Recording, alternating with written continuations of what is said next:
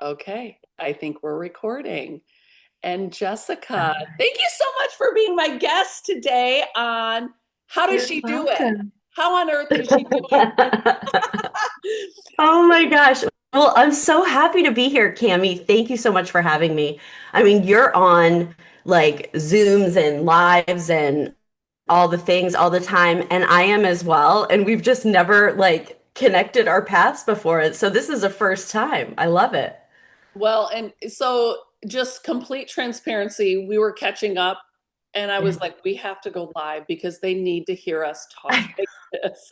Because she was like, just so you know, all my outfit is completely put together by Jessica, and you're going to hear a little bit about her story and her background and what she does here in a minute. But we were talking about it. She was like, I'm so envious of your shirt. And we were both talking about just interruptions that could happen in between our session here. And I was like, this is real life stuff. We have to record this. So here we are live. Yeah. Jessica Papineau, I am so excited to have you on our show today. And this is a new channel for me. This is a channel for women who are go getters, getting it done professionally, and yet still very present at home, just caring for their family. Many of us are moms, married, so on and so forth. You and I moving toward Yeah. being empty nesters. Oh my gosh. I know. I know. But so Mhm. Jessica, we just start? Will you go ahead and Yeah. we know that you are extremely wildly successful today, but who is Jessica? Where does Jessica come from?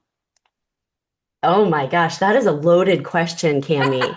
Um, now, if you would have, if I would have thought back, gosh, to all these years ago, like as a teenager, loving fashion and, or even as like a young child, like I always loved fashion, but I was not, who some people think I might have been. I had very humble beginnings, very humble beginnings. My parents um, were live off the land in rural Maine. My clothes were Salvation Army clothes.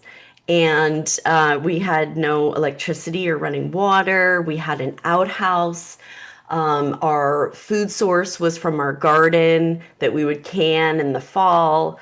And so I'd spend hours in my closet. I mean, this is where it's like everyone I truly believe has their God-given gift and talent. And where truly believe that, especially because of my own story, which is I wasn't exposed to fashion and beauty, but I loved it. I would spend hours in my closet, trying on these Salvation Army clothes and taking scarves and turning them into belts. And I had this wild, wild imagination. And I also believe that our pasts, whether we have difficult pasts or humble beginnings or all these things, we can really leverage them later in life to serve other people. My upbringing, there was abuse in the home. I was a lonely child.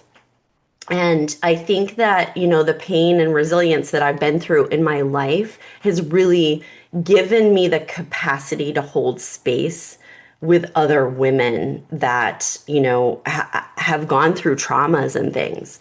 And, I really didn't talk about my story, Cami, until, gosh, maybe about 2 years ago.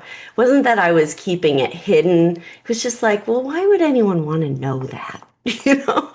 And then I learned, and I'm kind of like weaving all over the place here, but I learned one day when I was getting a bunch of hate actually on Facebook from women that were, shaming me the way I looked, telling me that I couldn't possibly understand other women because I was thin and because I must have the white picket fence and everything's beautiful and everything's wonderful. And I remember it really, really hurting me and really hurting my feelings. And um, and then one day I decided I'm going to start sharing. I'm Mm, going to start talking about these things. And I know, Cami, you do that, and it's been, and that's one of the ways that you're able to serve so many people, even those that aren't working directly with you, but they have access to you, live and Instagram and Facebook and YouTube and all these places. But I really started speaking out about, what I really endured, what I went through. And I even talk about my traumas now, which I never thought. I remember the first time I talked in front of a group of women about, the pain and abuse that I went through as a child. And I couldn't believe, and I don't know why I'm going into this, but I couldn't believe when I shared my story how it broke these women wide open. And they started talking about, because I had seen women for years, but peering into the mirror, watching them try clothes on and watching women shame themselves and look, and focus in on the areas of their body that they didn't love, um, and really, not really show up in their full power, because they felt shameful of who they were, and they didn't realize their power, or they hadn't yet tapped into their God-given gift, or they felt like it was their gift that made them weird. I mean, I remember thinking that about myself because my family was not supportive of, I had this live off the land family. They didn't want me into fashion. They wanted me out weeding the garden and, playing in the woods and doing all these things. So I learned at a young age that my parents believed that I was superficial for loving it. And I remember the day that I felt shame for the first time, mm, around my love, my gift, like fashion. Like I loved it, Cami. Like that was my escape. I was trying on these clothes, looking in the mirror, and pretending that I was anywhere but where I was. That I wasn't in an abusive home. That I had the amenities. That I had a TV. Like, but here's the thing about my childhood. I My superpower became my imagination mm. because I had to like live in this kind of different world. And I don't even know if you're realizing what you're saying, and I'm sure you do, but I just want to point it out because yeah, as we dive into this, I mean, how does she do it? Right? Like that's the name of this channel. yeah, How does she do it? Most yeah, of us fail to recognize our superpower mhm, usually comes from our greatest pain. yes, Your superpower of fashion, of putting hmm, things together magically for women, of like celebrating our gifts and our beauty came from you yeah, choosing to live in a world of imagination to almost escape some of the reality that you were living in at the time, or even things you didn't love. yes, Like maybe you didn't love yeah. farming or gardening. Maybe you didn't. No. Like what? How did I, God, how did I end up with these people? Well, and then here you are in Maine, and now you're in Yeah, Sarasota, Southwest Florida. You know what I mean? Like two very yeah, different climates, but might even subconsciously, unconsciously have been what drew you down to this warmer climate was such a cold, gray. I'm from Michigan, the weather and yeah, um, gray days, they affect you more than you realize. yeah. So talk to Well, me. I actually moved. I lived in Canada for 13 years. I don't know if you knew that Now, about me. what took I you to moved from Canada? Maine.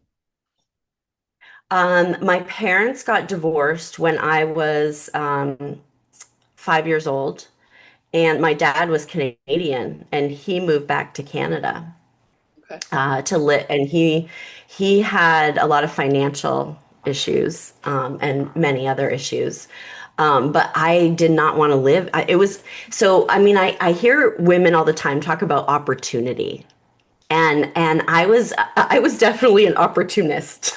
As a child, I was always looking for an opportunity to have better circumstances. Mm, And so when my dad moved to Winnipeg, I thought, okay, well, now is my opportunity to go to a city and to have the amenities and to have running water and heat and be able to blow dry my hair and put my makeup on with the light on, not in like when the sun was coming up so that I could see. And I could work retail because I had never, in Buckfield, Maine, there's no, I mean, there was a place called the Buckfield Mall and it was a gas station. Did it like Yeah. Bucky's. Bucky's. Buckfield and Bucky. Yeah, Maybe that's where it came from. maybe. And yeah, and so I moved to Winnipeg to work retail. And that was my opportunity to get out of my circumstances. And so I remember when I moved there, I thought, oh my gosh, I'm in the big city. Like, and it was scary, of course. I was 16. I was 16 going into my junior year and got a job in retail for the first time.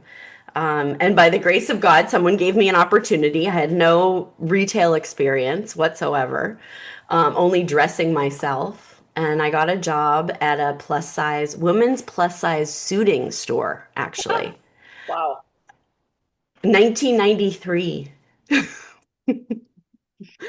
It know, was, I yeah, just have to admit, you guys, I am one of her clients that can be very hard on myself when I try on clothes because I have very yeah. unwanted areas. And the more into menopause I Mhm. go, the more I become frustrated with some of those unwanted areas. And one thing that Jessica has always done from the very beginning of our working together, and Jessica, we've been working together for almost a decade, almost a decade Yeah, because I've been I in think it's been Florida. 8 years. That's exactly right. I've been in Florida 8 years and I've worked with you ever since I moved here.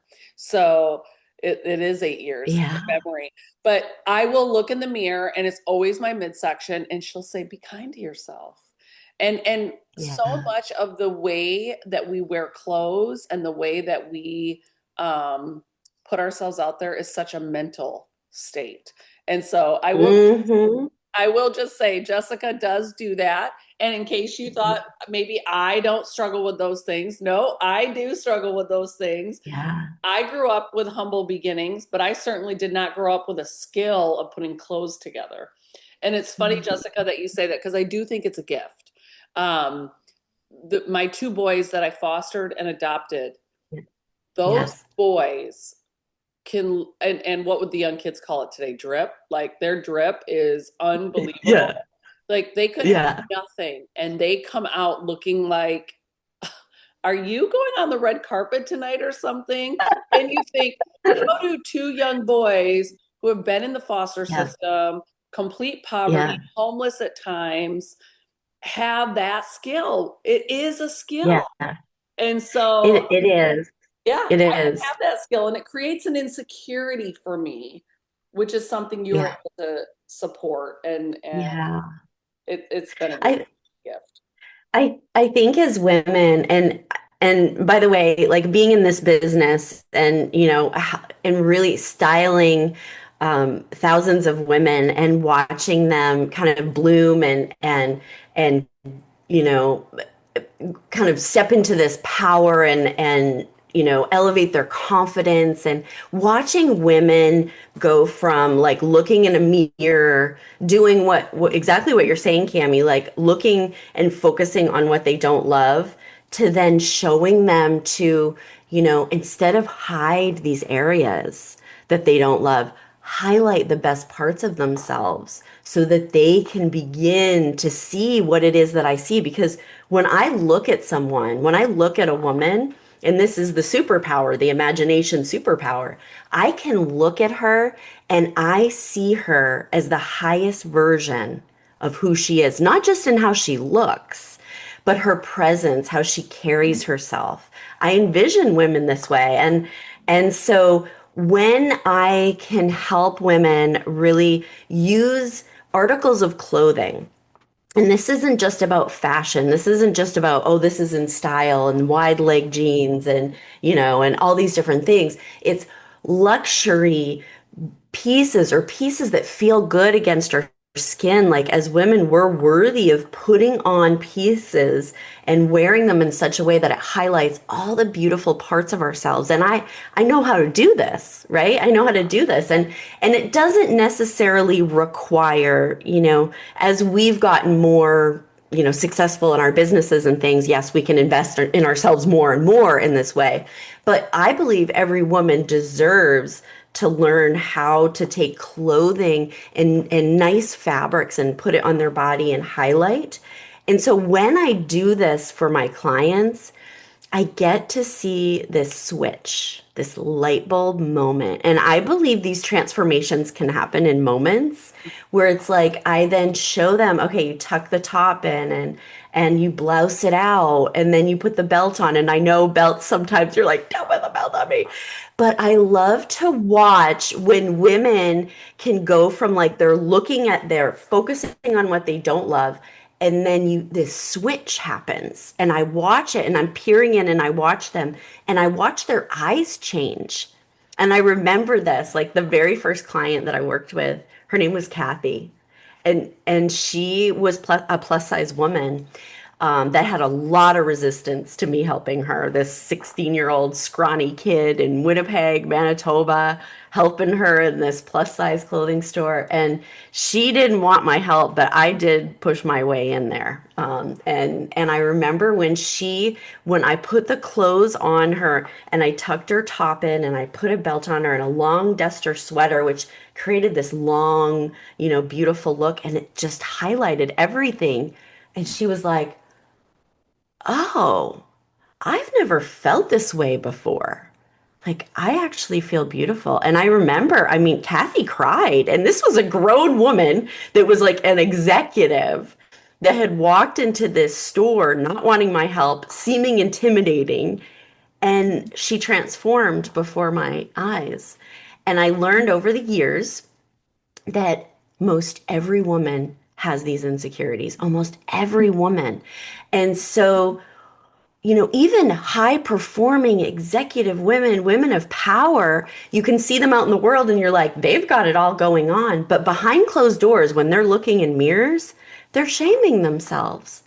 So there's something really interesting that happens when a woman can finally see the truth of what her beauty is. It magnifies all her gifts. It allows her to become magnetic to those that need her to support them in their lives. It's like their presence has changed when they step out the door, and people see them differently, not even just because of how she looks, it's how she's carrying herself.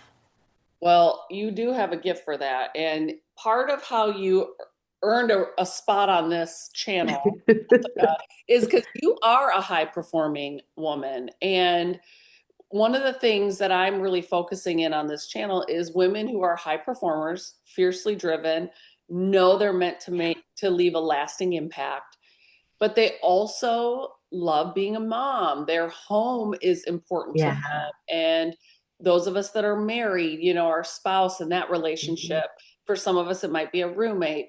But the Yeah. home life is extremely important, as well as obviously recognizing that we can't do any of this well if we're not taking care of ourselves, which is where what you do comes Yeah. in many ways. But one of the things that I wanted to ask you specifically, when we think about how does she do it, what does being a high Yeah. performer or a high achiever mean to you? I would say that's changed and evolved over the years Okay. because when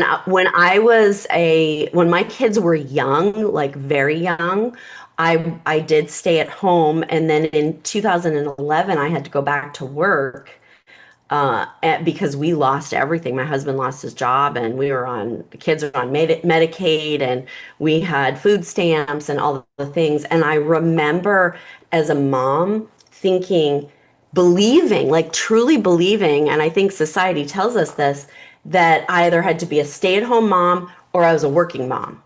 Like they were two very separate things. And I remember even like, and I would cry on my way to work. My youngest at that time was 3.5. I had a 3.5 and a 7-year-old at that time.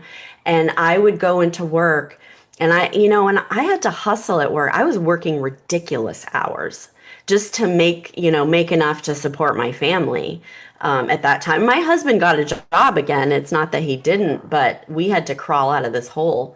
And I remember my 7-year old, he was playing baseball out at Twin Lakes Park, and my husband would also volunteer and he'd help out with the coaches there. And I remember in my like cute little outfit I had worn to work, walking up to the bleachers, and all the stay-at-home moms were kind of like all together, and I felt separate. I felt separate, and I felt oh, it makes me want to cry. I felt shame around the fact that I had to go back to work, and I remember thinking, well, they must be thinking I'm a bad mom because I actually thought I was a bad mom. I was like catching the tail end of the game, and it was really hard. I missed my kids. I remember they would cry and they would cry for me.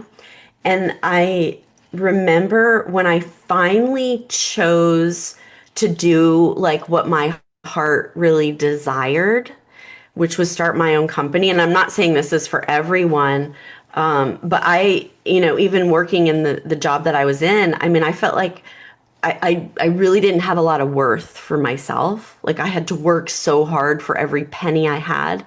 And I was working for a woman who also had a family.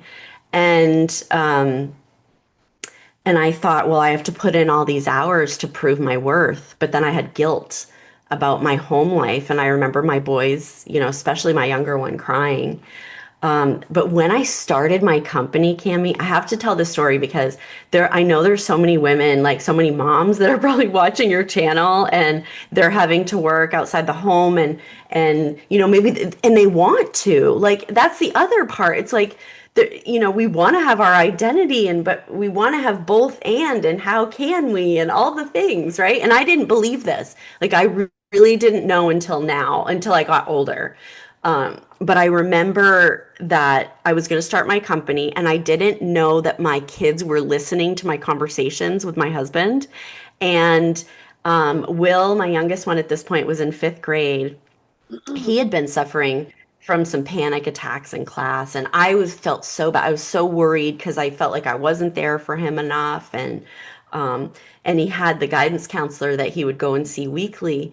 And I was on my way to work, Cami, and I was just planning to start my company. I was still working in the retail job that I had been in for a long time, and I get a phone call from the guidance counselor, and I said, "So how's Will doing this week?" And she goes, "Oh, Jessica, he's doing so good. He's really doing good. And more importantly, how are you doing?" And I said, "What do you mean?" She said, "Your son." Okay, so he's in fifth grade. She said, "Your son sat on my couch for a full hour and told me that you are building a company and you are changing women's lives. And he told me how proud he was of you in watching you do this." And I literally, Cami, I broke down. I mean, I was sobbing on my way to work. And I'm thinking, oh my gosh, like all those years of guilt, thinking I was a bad mom because I wasn't at every baseball game. And sometimes I'd miss like one of the school plays, and like I felt terrible. Right? Of course, I was there for them when I was home. I was very Yeah. loving mom and all of that, but I had so much guilt, and I thought, I get it now. I get it now. And it really was quality time that I spent with my family because I didn't go out with friends, after work and do all these things. Not that there's anything wrong with that, but my time with my family had always been sacred. And so, like on Saturday afternoons and Sundays, we were doing family things together. And that's what was really important to my kids. And then they got to watch me. I'm gonna interrupt you for a second because there's two things that I just want to like every listener on this channel. This is why this channel was created. Jessica, I will never forget when I'm a multi-million dollar earner in the company that I'm with. I am, Yeah. knocking every box. I'm signing autographs when I go to places. I mean, how weird is that, right? Like people want your autograph. Yes. You're like, I am Yes. nothing. Why do you want my What are you talking about? but you realize in that moment that you're a hero for somebody. You're somebody's goals. That's what they Yeah. want. In that same moment, like you said, the first time you felt shame, it was in that same moment that I believe in a very real enemy that comes to steal, kill, and destroy all the good things that are happening in our lives. I felt like in that moment, I am knocking it out of the ballpark professionally, right? Yeah. And I'm not saying I wasn't knocking it out of the ballpark as a mother, but it was in that moment that I went, well, I must be sucking as a mom because if I'm Yeah. thriving to this level in my career, then there's no way Yeah. I can be a good mom because my mom, and again, different, right? But that's all I knew. Yeah. My mom stayed home with us. My mom didn't miss a Yeah. basketball game. She certainly didn't miss a birthday. She wasn't out of the Yeah. country on our birthday, like Yeah. all of a sudden, everything that I had defined good mom with, I was defined. And so Yeah. it was, I really had to wrestle with this. It became this like season of life for me where I was like, I'm a terrible mom. I must not be a good Yeah. mom. I'm yes, I can provide private schooling. Yes, we're not worrying about food on the table, but I'm a terrible mom. I have to be because I'm killing it in career. And I had never really Mm. seen or had modeled for me women who were as driven as I was, but also as fiercely devoted to being a great mom as I was. And so Yeah. it was like, how can they coexist? And I believe we're rewriting a new story. Yes. We're creating a new Ooh, that's good. you know what I mean? And that's what I want to speak about. And that's what I want to Yeah. model for other women who Yeah. maybe you're currently in a struggle, right? Maybe you're not thriving in your Yeah. career and maybe you don't even feel like Mhm. you're thriving at home because there's been plenty of seasons where Yeah. that has been my story. Um, but Yeah. the reality is you can be both. And I'll never forget when that light bulb went off for me that the Lord didn't Mhm. ask me to be a Cindy mom, which is my mom. She's an amazing mom. Yeah.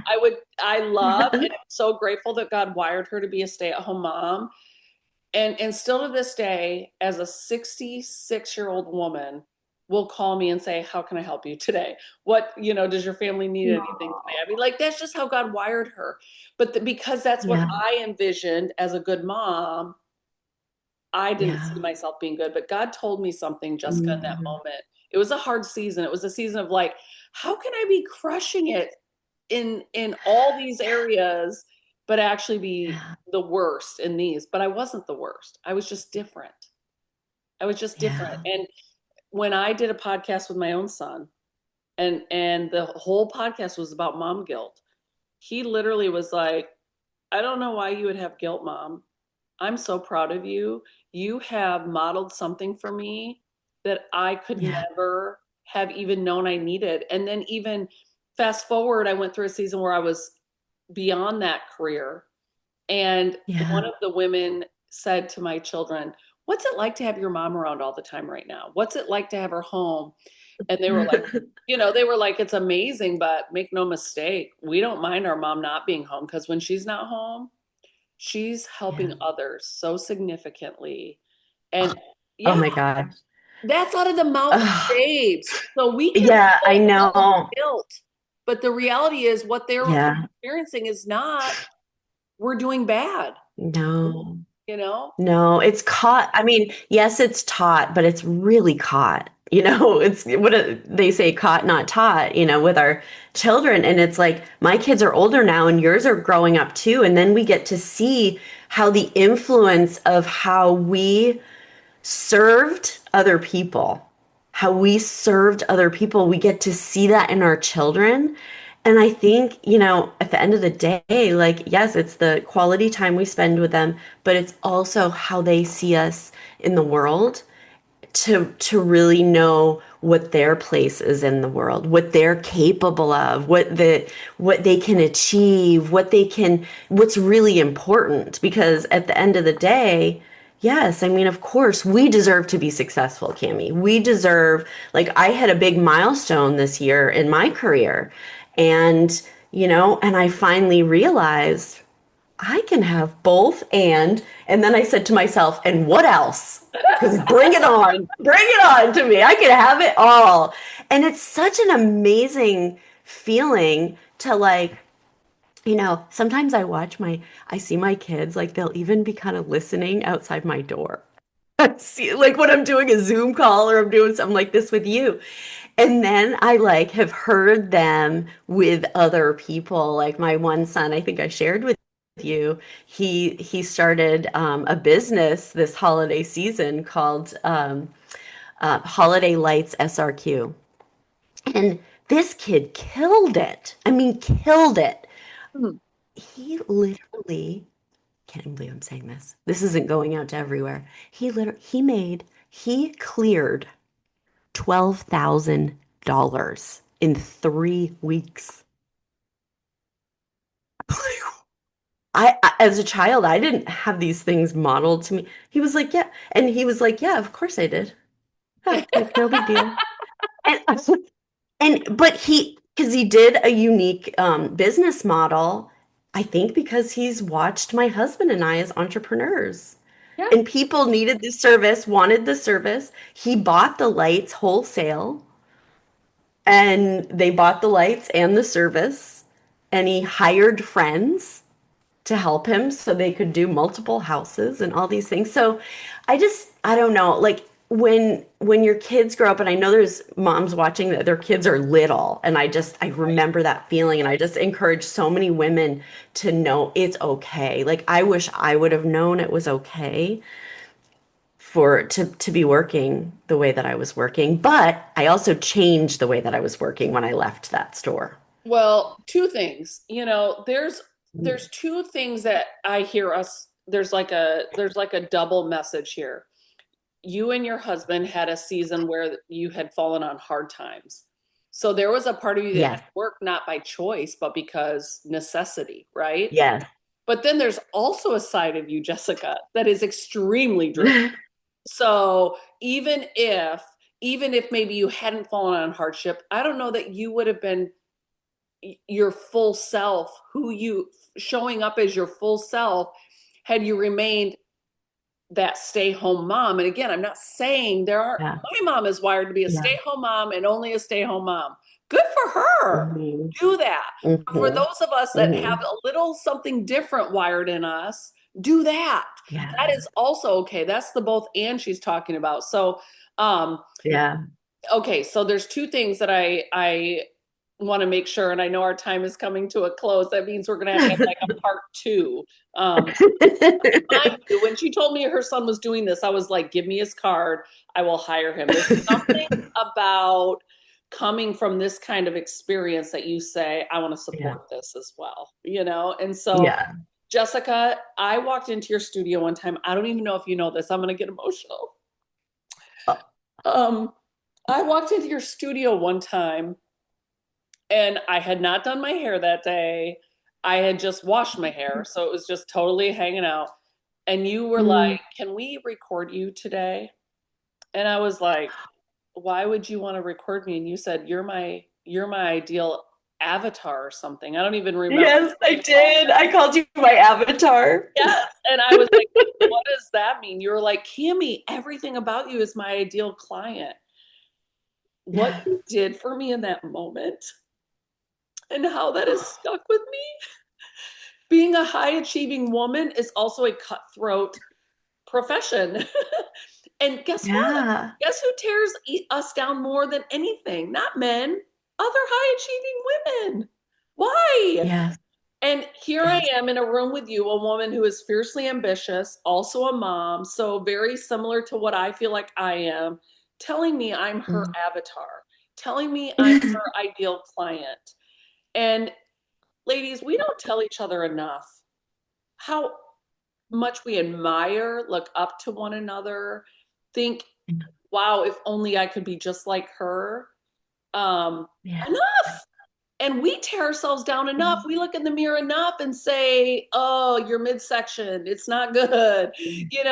We don't need other women doing that too. We need other women building us up, calling out the Yes. things they admire and respect about each other. Yes, we need it from our Yes. children, but more importantly, we need it from our colleagues, our people that we hang out with and do life with. And so, Jessica, you did that for me that day. I don't even know Yeah. if you know that.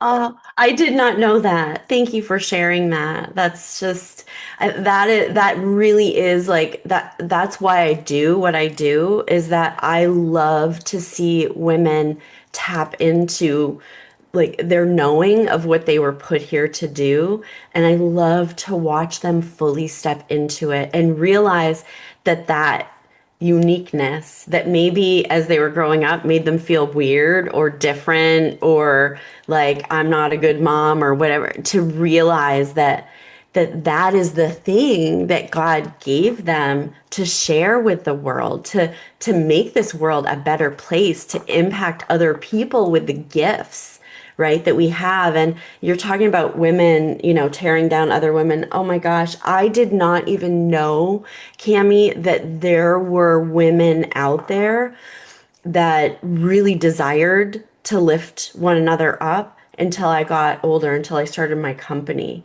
And I think also sometimes as women, we even tolerate and accept other women treating us poorly. Sometimes we even call them our friends. And so, and this is the other thing with success in business and really living a life that you feel joy, you have to surround yourself with other people that are being and doing what is in your heart too. Like they're living a life that, their morals and their moral compass and how they live is the way that you live or that you desire to live. And this comes down to worthiness too, of like feeling worthy of being around those women. Because I remember not believing that I deserved to have a seat at the table with those high performing women. Like and you mentioned, Cami, about, when you were in the height of your career and like you're making all this money and people are asking for your autograph and you're going, who, me? And but at home, how you felt at home, all these things, like when you strip it all away, we're all very similar, Very. and together, when we can lock arms as women and we can rise together, that has a power and an energy and a spirit that's bigger than who we are individually. That's right. 100%. And even like we're talking about women because that's who we are, but y'all make no mistake, everybody that does life with us is better when we're better. Everybody. And so Yes.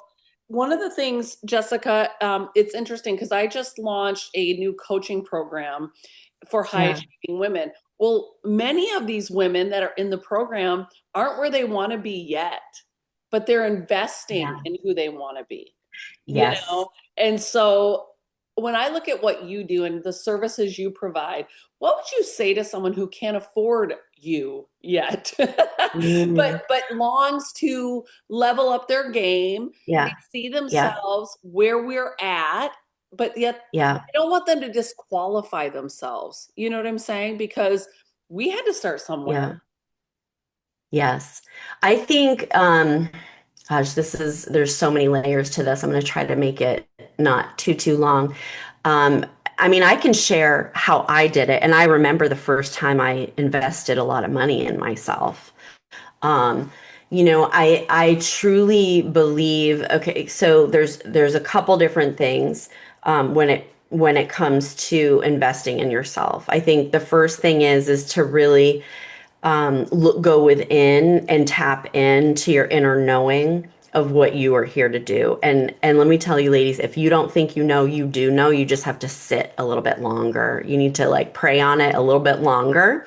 And really go within instead of looking outside yourself as to like what everybody else is doing, because that doesn't matter. We're all are unique beings here for a purpose. So that's number one. And then, number two, like those that are watching or listening now, this taking the inventory of who is in your life Mm, and And how do you feel being in their presence? How are you treated by those people? Are these people that are doing things that you desire to do? Are they at a level that you're like, I aspire to be at that level? Or do you find yourself meeting them down here where they are and trying to lift them up? Because, if you're doing that and you're not surrounded by the right people, it makes it very difficult to imagine a better life for yourself.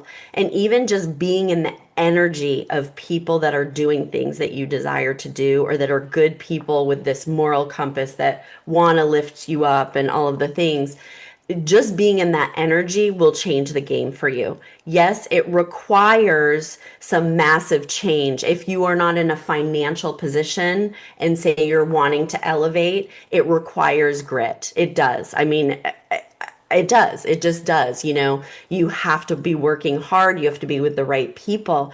But then when it comes to investing in yourself, in a coach, I believe, I remember the years of everyone had a therapist, and Yeah, I had one too. And a lot of the women, high performing women that I work with, they do have a therapist and a coach, that's right. and they're in a mastermind. All the things, yeah, all the things. And when I think that just like when you go and invest in a home, you don't have 500,000 or $1 million to buy a home. You finance it, right? I believe the same thing is true with investing in ourselves. We go to college. When people go to college, they don't hand all the money over to start with. I think and I wish that I would have known this starting out too, because I didn't invest in myself in the beginning. I did it all by myself. Same. And I now know, because I serve so many women. Like, yes, I'm styling them, but there is the coaching aspect of it, absolutely. And I also have a mastermind. But when you are working with someone that has been through the thing, they know all the things that don't work, or they've fallen on their face a million and one times, but they learned and they created frameworks to really help you collapse time. Like, I mean, there's no other way to say it. It's like they can hold this space with you, give you a pathway that maybe you didn't know was possible, but also hold the vision with you, even on the days and the times where you just can't see it for yourself. No. And Jessica, what you're saying is so spot on. I can't even begin. It's like the American dream, right? Like today we have superstores Yeah. and all these big things, but when you're Yeah. like, so here's the thing, ladies and gentlemen, it took me forever to hire Jessica full time. And I've even gone back and forth going, is this really a wise? But no matter what, I'm also investing in her. I'm investing in her. I'm investing in my core beliefs of women serving women so that we can be home with our kids, so we can be the family women, the home life that we want, the work life that we want. And it just like all goes together. That's the American dream. Like when I think about what the American dream is, that is the American dream. And so, when I look at like it used to be every year at Thanksgiving, I would handwrite a message to every client to say thank you for choosing me. Thank you for choosing me. Now, when that Oh, base got so massive, it was like, how do we maximize and do this where they still know that they're very important to me and their investment in me matters. But that's what I'm saying is like Jessica, I couldn't be me without what you do. And I'm not saying everybody has to have a Jessica to be successful, but there are going to be Jessicas in your life. There are going to be coaches in your life, yeah. therapists in your life, and it has to start somewhere. And so I've never Yeah. actually heard that, Jessica, where you said we didn't have cash to pay for college, but we figured it out, right? Yeah. Like we don't have cash to buy a home, but we found the Yeah. lending, right? And so what does that Yeah. look like for where you want to go, where you are right now Yeah. to put that in place? How are you investing in yourself? And again, we've all heard the gas mask analogy. If we're not putting the gas mask on ourselves, Yes. then how are we Yeah. going to be able to help others? And so the biggest pain point for me every day is getting up and finding out what I'm going to wear. I And if know it that's is the too. number one thing that keeps me from being Cammy, then my gosh, how is this not one of the Mm. greatest investments that I can figure out? Mm. Do you see what I'm I saying? think I do. I think one of the biggest things, Cami, why people don't invest in themselves, because when someone says they don't have the money for it, I'm not saying that sometimes people really don't have the money for it. But I think what we really need to think about is the value of investing in yourself. What does that do for you? But I think what happens oftentimes to women is that they desire something for themselves, but they can't even imagine themselves being there, and they can't even imagine there's a roadmap to get there. And I just can I share like just like a really brief story? I know we're like 100%, yes. almost at And time. also, I don't know why this just came to my mind, and you guys, my Yeah. ADHD is going to make me forget if I don't say it. But if y'all are like, I really can invest in a Jessica right now, put Jessica on your dream Yeah. board. Y'all should be updating or making dream boards. If you don't have one, you're creating one. Yeah. If you have one, you're updating it. It's that time of year. Yeah. Make sure you take a screenshot of our interview right now. Put this woman Yeah. on your dream board. Why? Because you deserve to have somebody that cares about Mhm. what you feel and the energy that you're Yeah. carrying when you look in the mirror. And that's the kind of Yes. person in the business that Jessica is creating. And so again, we can't all have Jessica, but we can have what Jessica Yeah. what when she walks into a room, what she defines for us, right? Helping us look and feel amazing, showing Yes. up as our highest self, the way that we dress, the way Yeah. that we feel, the energy that we're carrying. So yes, Jessica, tell Yeah. us your story. You have all the time in Okay, the well, before I do, I want to piggyback off what you just said because not everyone can say, yes, I have the ability to work with Cami Pentecost right now or Jessica Papineau right now. But one of the things you can do, because both Cami and I do this, is that we do put a lot of free content out there. That's right. And we really do. I mean, I have a podcast, you have your YouTube channel. We're on social media. I mean, I invest a lot in that and I get on stages and speak and it's recorded and different things. But I don't know about you, Cami, but I truly um, feel a responsibility to do that. Like Yeah, a responsibility because just being in the energy of what it is that we're doing, what we're talking about, even just listening to the podcast or watching your YouTube channel or, being in that energy does help to elevate. that's So I just wanted to highlight that too, because you put a lot, we both put a lot into that. So right. it's not just our one-on-one coaching or we're serving, singly over here. We are serving the masses in the messaging that we are putting out there in the world. So I 100%. guess that would be another thing you can do if you're not investing right now. But the story I wanted to tell, and I wanted to tell you this because I think, again, sometimes we can't imagine something different for ourselves. I had this woman that was working with me. She was an intuitive business coach.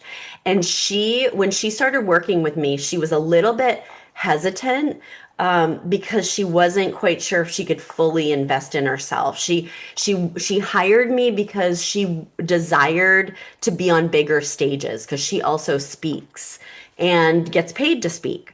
But she wanted to be on a bigger stage. She wanted to really be influencing not just in a room of 40 people, but like 300 to 1,000. And so she starts working with me, and I knew very early on that she was shameful of her midsection. Not because she told me she was, because she would wear very slim pants, but very big tops that were not tucked in. And so she got her very first style box from me because I know you're local, Cami, and you can come to me, but most women are all over the U.S. and a little in Canada. So she was in Dallas, and she gets her first style box, and she sends me a voice memo, and she says, Jessica, I don't know. I don't know if I can do this. Oh, a voice memo and a photo. She had a photo of herself sitting at her desk doing a Zoom call, and the picture was like this. And she goes, "Look at my muffin top. I tucked my shirt in. I put on the belt, like you said, and I don't know if I can do this." And I don't. I might have to send the whole box back. And so I listened to her message, and I thought, okay, well, here we go. This is very typical when someone first starts working with me, by the way. And so I gave it a minute, and I called her, and I said, okay, I hear that I've really stretched you here. This isn't something you normally do. Tuck your top in, put on a belt, all the things. I said, but what I would like you to do today is I want you to stay in that outfit. And when you get up to, go grab your lunch or use the bathroom, whatever, I want you to, glance at yourself in the mirror.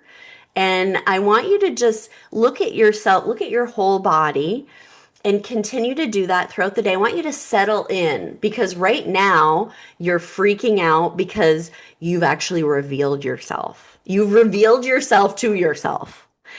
And she called me. No, she didn't call me. So the next, I said, wait 24 hours and call me in 24 hours.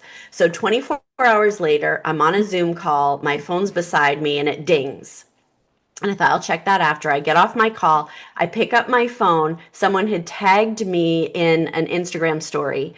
I open it up, and it's my client in her next outfit with her shirt tucked in, doing a sexy pose and saying, "Thank you at the Jessica Papineau for making me wear this outfit and feel so good and so sexy in this outfit." And I thought, so interesting, because I've seen this happen time and time again. How interesting that the day before she believed and saw something different, and her eyes changed the next day once she settled into it, once she started really looking at herself and not being so scared to fully show up. And so, fast forward 6 months, I'm doing a photo shoot with her, and she said, "Jessica, I have to tell you something." She said, "I doubled my income from in these last 6 months. I doubled my income." Dang. So you talked about investment. I just wanted to share that because we do have the ability to collapse time, to have success, to take our 10-year plan and put it into a year or 6 months. It is possible, but you really need to invest in yourself to be able to collapse that time so that you can work with someone else that can take you there quicker than if you did it by yourself.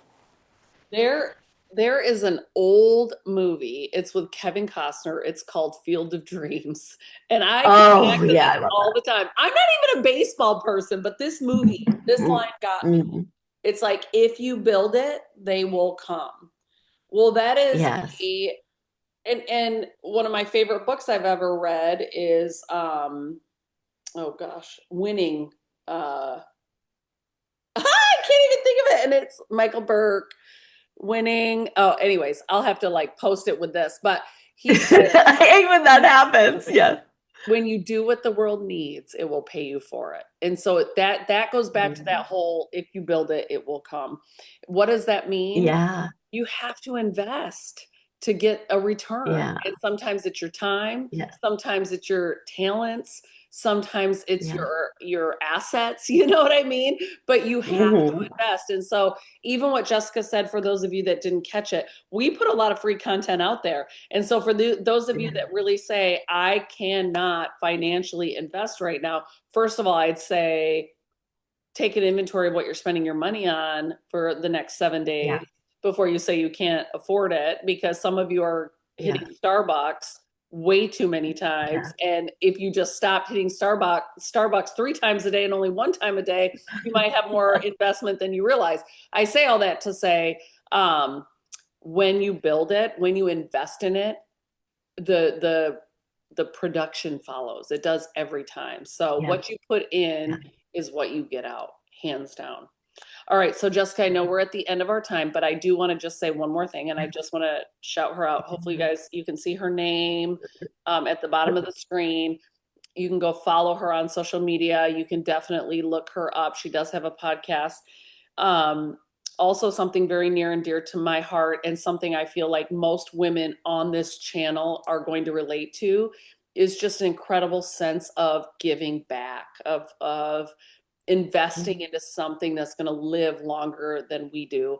And I'll never Yes. forget, Jessica, when I walked into your studio and I just said, and I brought one of my foster girls. And actually I said I hope you don't mind that she might steal things, like I don't know. And Jessica just welcomed her with warm arms and just said, if you're ever doing anything in this space, I want to know about it because I want to get involved in it. And that's the other thing is I think the high achieving women on this channel are ones that are not only building into each other, complementing each other, but we're also investing in what one another cares about.